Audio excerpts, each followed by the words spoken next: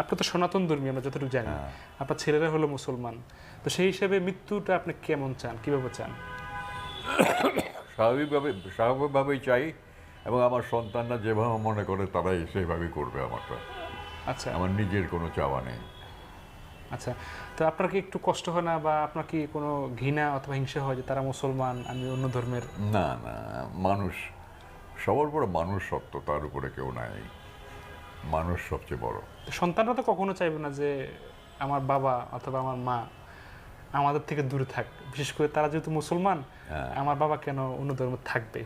তো তাদের এই ইচ্ছাটা যদি করে থাকে, ইচ্ছাটা কি আপনাকে পূরণ করার কোনো ইচ্ছা আছে কিনা, যে না আমি তাদের সাথেই থাকি, তাদের মতোই?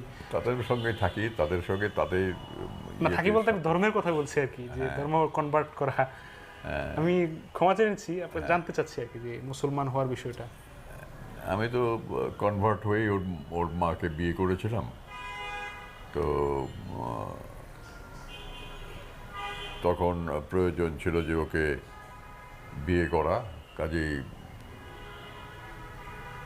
মুসলমান হয়েছিলেন তখন? তখন মুসলমান হয়েছিলাম। তারপরে তো করলাম, বিয়ে করলাম।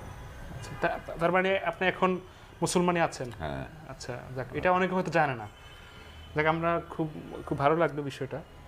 তো সেই হিসেবে ধর্ম নিয়ে আপনার ভাবনা কি? মানুষের ধর্ম নিয়ে আমার কোনো বাড়াবাড়ি নাই। মানুষ হচ্ছে সবচেয়ে বড়। মানুষের কাছে ধর্ম, যে যেটা ইচ্ছা সেটা পালন করুক, কিন্তু এক ধর্মের গোড়া হচ্ছে এক, যে সবার উপরে মানুষ সত্য, তাহার উপরে নাই। কাজে ধর্মের গোড়া যখন এক, তখন সবই এক। সে হিন্দু হোক, মুসলমান হোক, খ্রিস্টান হোক, বৌদ্ধ হোক, সব এক, গোড়াটা এক। এবং ভবিষ্যতে যারা আসবে তারা আরও সুন্দর করে দেশটাকে গড়ে তুলবে, দেশের জন্য ভাববে, চিন্তা করবে, এটি আশা করি সবসময়।